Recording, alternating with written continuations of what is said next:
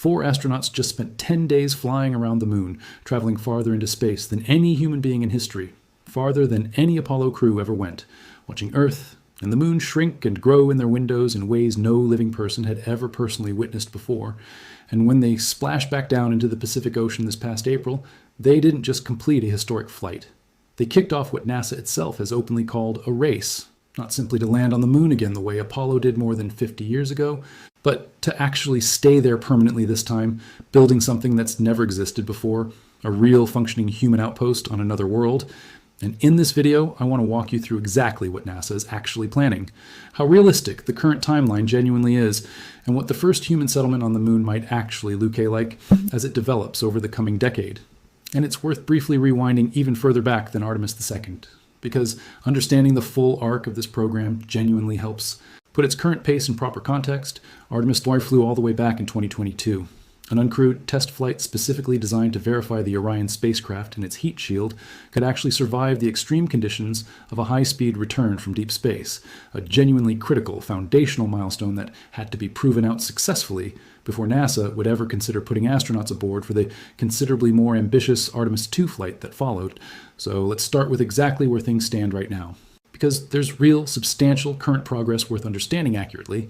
In April of 2026, Artemis II successfully flew 4 astronauts, Christina Koch, Victor Glover, Reed Wiseman, and Canadian astronaut Jeremy Hansen, around the moon and back, a crewed test flight that didn't land but proved out the core systems, the Orion spacecraft, its life support, its navigation, needed for an eventual landing, and that mission had genuinely been delayed multiple times before it finally launched, originally targeted for 2023, pushed to 2024, then 2025, then twice more within 2026 itself due to technical issues including hydrogen leaks. And I think that specific delay history is genuinely worth keeping in mind as we walk through the rest of this video, because it's directly relevant to how we should actually think about every future date NASA announces going forward. And just weeks after that successful Artemis II flight in May of 2026, NASA announced something genuinely significant: its first concrete moon-based contracts, awarding hundreds of millions of dollars to a handful of private companies specifically to begin building the actual hardware.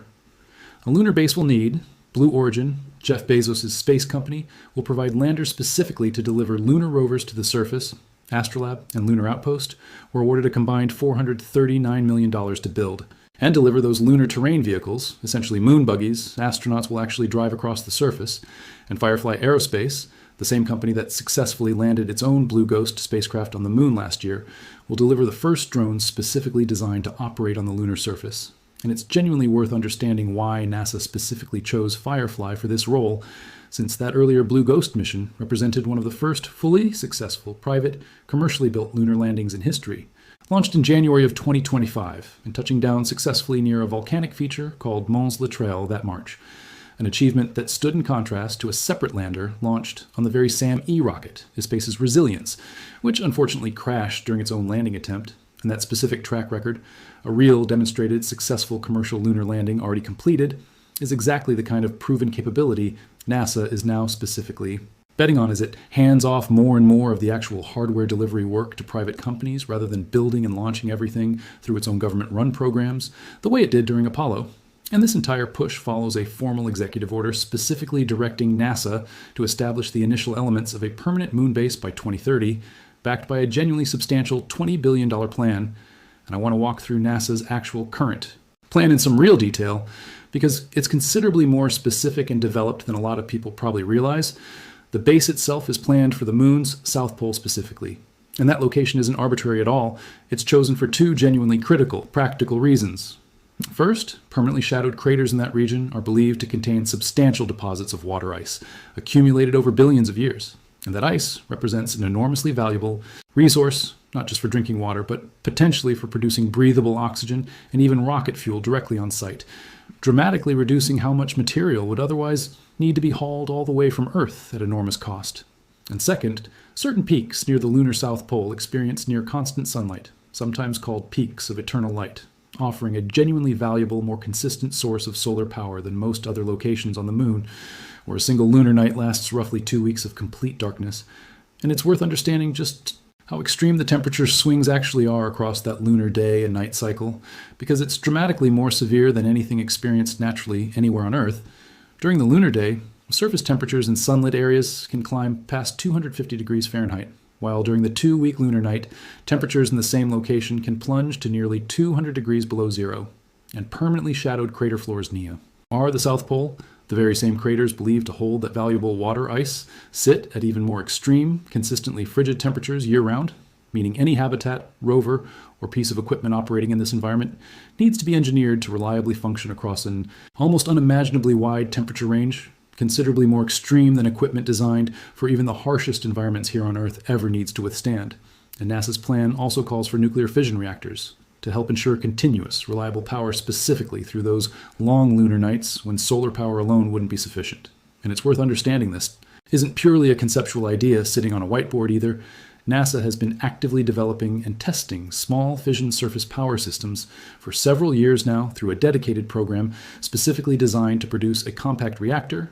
capable of generating tens of kilowatts of continuous power, roughly enough to run several average households, packaged into a unit small and light enough to actually be transported and deployed on the lunar surface. And this specific technology represents a genuinely important departure from how NASA has traditionally powered its deep space missions, since previous spacecraft venturing far from the sun typically relied on radioisotope generators producing comparatively modest amounts of power, sufficient for instruments and a small rover, but nowhere near enough to sustain a habitat with life support, heating, and equipment running continuously for 2 full weeks of complete darkness. And I think that specific detail is genuinely worth appreciating because it represents a real, meaningful technical challenge nobody solved during the Apollo era, since those missions only ever needed to sustain astronauts for a few days at a time rather than powering a genuinely permanent settlement. And NASA has laid out its plan in distinct, sequential phases, and I want to walk through them, because understanding this phased structure genuinely helps make sense of why a permanent base is described as a multi-decade project rather than something arriving all at once in 2030. Phase 1, already actively underway right now, centers on demonstrating that the core technology actually works as intended, landers, rovers, and drones actually operating successfully in real lunar conditions, with the first crewed landing since the Apollo era currently targeted for Artemis III. Aiming for a mid-2027 mission, specifically practicing the docking procedures between Orion and the lunar landers, being built by Blue Origin and SpaceX, followed by an actual crewed landing as early as 2028 through Artemis IV, and starting with Artemis V, planned for no earlier than late 2028, NASA intends to begin annual lunar landings specifically aimed at progressively building out the permanent base. And it's worth understanding a bit more about the actual landing vehicles themselves that will make these crewed missions possible. Since this represents one of the genuinely biggest engineering challenges in the entire program, NASA selected 2 separate companies to develop competing human landing systems. SpaceX's Starship, an enormous, fully reusable vehicle originally designed primarily for eventual Mars missions but adapted specifically for lunar use, and Blue Origin's Blue Moon lander, developed under a separate NASA contract specifically to ensure the agency isn't relying on just a single company for something as critical as actually getting astronauts down to and back up from the lunar surface. And having 2 independently developed competing landing systems is a deliberate redundancy strategy, meaning if one specific vehicle encounters a serious technical delay or setback, the entire crewed lunar landing program doesn't grind to a complete halt waiting on a single point of failure. Phase 2, running from around 2029 into the early 2030s, focuses on actually building out the base's permanent infrastructure, power systems, habitats, and the surface systems that would support an increasingly sustained human presence rather than short, temporary visits. And Phase 3, extending beyond that into the 2030s, envisions the base eventually growing to cover what NASA has actually described as hundreds of square miles, incorporating hopping drones for exploration and expanded lunar rovers supporting a genuinely permanent, ongoing human settlement. And I think it's genuinely worth pausing here to address directly the specific question a lot of people watching a video with this title actually want answered. Will there genuinely be a moon base by 2030? And I think the honest, accurate answer requires some real nuance. The executive order and NASA's own stated plan do specifically target establishing the initial elements of a base by that year.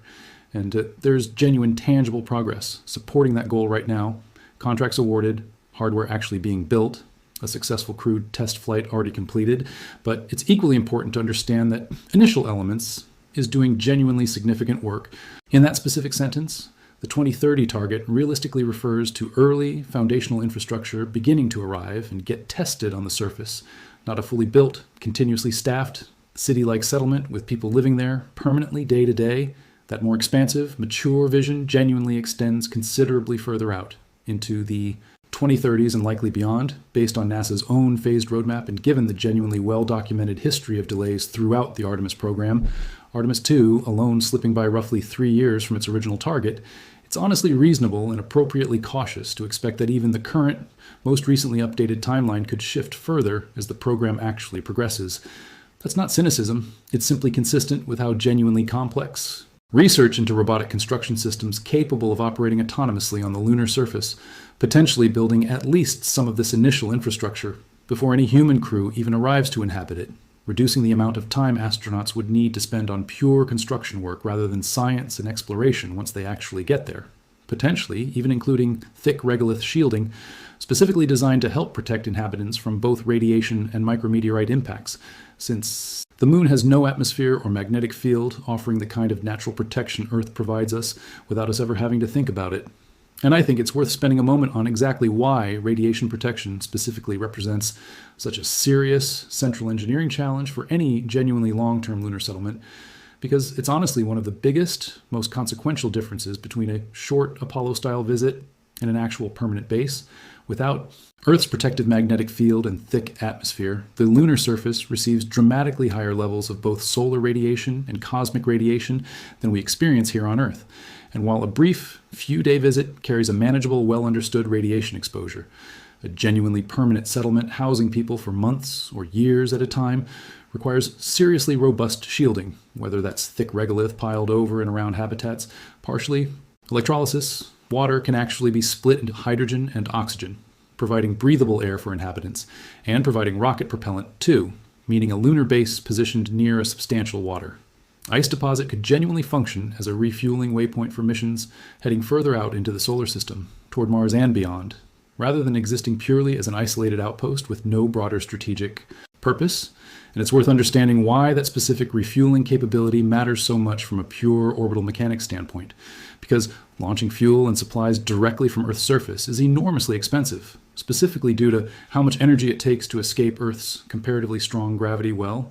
whereas the moon's gravity is roughly 1/6 as strong, meaning launching fuel produced on the lunar surface out toward Mars or elsewhere in the solar system would require dramatically less energy, and therefore dramatically less cost, than launching that same fuel all the way up from Earth first. And this is exactly the strategic logic driving NASA's broader long-term vision, connecting the moon base program to its eventual goal of sending crewed missions to Mars, using the moon specifically as a proving ground and eventually a fueling stop, rather than treating lunar exploration as a fully separate, disconnected goal from deeper space exploration. And NASA and its various partners have also been developing genuinely sophisticated life support systems, specifically designed to recycle air and water as efficiently as possible, since continuously shipping fresh consumables from Earth for a large permanent population would remain enormously expensive, even with regular resupply missions. And I think it's worth talking honestly about the genuine human challenges too, because building the actual physical infrastructure is really only part of what a genuinely permanent settlement requires. Researchers studying long-duration spaceflight and isolation, including extensive work done through analog missions here on Earth, in places like Antarctic research stations, specifically chosen because they replicate some of the same isolation, confinement, and extreme environment challenges astronauts would face, have identified genuinely serious psychological and physiological factors that any permanent lunar settlement will need to seriously account for. Extended exposure to the moon's reduced gravity, roughly 1/6 of Earth's, causes measurable bone density loss and muscle atrophy over time, requiring dedicated, ongoing exercise regimens considerably more rigorous than what a short-term visitor would ever need. And it's worth understanding that NASA isn't starting from zero on this specific challenge either. Decades of research aboard the International Space Station have already produced an enormous body of knowledge about how to keep astronauts healthy during long-duration missions, refined exercise equipment specifically designed to counteract bone and muscle loss and reduced gravity, detailed nutritional protocols, and extensive medical monitoring procedures, all of which directly inform how NASA is now designing habitats and daily routines for a lunar settlement, even though the moon's gravity at 1/6 of Earth's differs meaningfully from the complete weightlessness astronauts experience aboard the orbiting space station, meaning some of that accumulated. Knowledge will need genuine adaptation rather than being applied directly without modification, And prolonged isolation and confinement in a small, enclosed habitat, cut off from Earth's day-night cycle and physically distant from friends and family, carries real, well-documented psychological challenges that NASA has been actively studying for years through those same Antarctic and other analog mission programs, including a specific program called HERA, or Human Exploration Research Analog, where volunteer crews live inside a sealed habitat for weeks at a time, specifically simulating the isolation and confinement of a deep space mission. And, separately, lunar dust itself represents a genuinely underappreciated physical hazard worth understanding too. Unlike the smooth, weathered sand you'd find on an Earth beach, lunar regolith particles are sharp, jagged, and abrasive, having never been softened by wind or water erosion the way Earth's sand has. Over millions of years, and Apollo astronauts reported that this dust clung stubbornly to spacesuits, damaged seals and equipment, and even caused respiratory and eye irritation when it was inevitably tracked into their spacecraft, meaning any permanent settlement will need genuinely careful dust mitigation systems, airlocks, cleaning procedures, and specially designed suit materials, specifically to prevent this abro. Sieve clinging dust from steadily degrading equipment and irritating inhabitants over months and years of continuous exposure. And I think drawing that specific comparison to Antarctic research stations is genuinely useful for actually picturing what an early lunar settlement might realistically feel like day to day. Not a sprawling, glamorous city, the way a video title might dramatically suggest, but something considerably closer to a small, tightly knit, highly specialized research outpost focused heavily on science, engineering, and genuinely essential survival infrastructure, gradually expanding in size and capability over years and likely decades, rather than springing into existence as a fully formed settlement all at once. And I want to spend a moment on the broader international and commercial context here too, because this isn't purely a NASA-only story either. The original Artemis plan included a small lunar orbiting station called Gateway, intended as a waypoint and staging area with international partners including Canada and Japan planning to contribute components. And NASA's recent strategic shift specifically paused Gateway's development, choosing instead to redirect resources more directly toward the surface base itself, repurposing applicable Gateway-related equipment and existing international partner commitments into the revised plan. And this points to something genuinely important about how this entire effort has evolved. NASA has increasingly leaned on commercial partnerships, SpaceX and Blue Origin both developing separate human landing systems, Firefly and other companies handling robotic delivery missions, rather than building every single piece of hardware entirely in-house the way NASA did during the Apollo era. And this approach actually traces back to a program NASA established years earlier called Commercial Lunar Payload Services, specifically designed to pay private companies to deliver scientific instruments and technology demonstrations to the lunar surface on a competitive, fixed-price basis, rather than NASA designing, building, and operating every single lander itself. And that program, which included both Firefly's successful Blue Ghost mission and iSpace's unsuccessful Resilience attempt among several other contracted missions, has effectively served as a real-world proving ground, letting NASA observe which private companies could actually deliver reliably before handing them larger, more consequential contracts, specifically tied to the permanent base program. And that specific shift reflects a broader ongoing transformation in how space exploration actually gets funded and executed today, with private companies increasingly sharing both the cost and the risk alongside government agencies. And separately, it's genuinely worth understanding that the United States isn't the only country actively pursuing lunar surface ambitions either. China has its own active lunar exploration program with its own stated long-term goals for eventual crewed missions and a potential research station near the lunar South Pole, meaning this entire effort exists within a genuinely competitive global context, not simply a single country's isolated independent project. And China has been methodically building toward this goal through a steady sequence of robotic lunar missions over the past decade, including sample return missions and a lander, specifically targeting the lunar South Pole region, the same general area NASA itself is now targeting. And China has publicly stated ambitions of landing its own astronauts on the moon before the end of this decade, alongside longer-term plans for a joint international lunar research station developed together with Russia and several other international partners. And I think that competitive dynamic is honestly part of why the current pace of announcements and contracts has accelerated as much as it genuinely has over just the past year or so, since a genuine, well-documented history exists of major space milestones advancing considerably faster when multiple nations are actively racing toward the same specific goal simultaneously. Exactly the same basic dynamic that helped drive the original Apollo program's remarkably fast progress back in the 1960s. And it's worth briefly touching on the broader economic reasoning some policymakers and industry analysts point to as well. Beyond pure scientific curiosity or geopolitical competition, some researchers have pointed to the moon's potential mineral resources, including helium-3, an isotope that's exceedingly rare on Earth but present in small quantities across the lunar surface,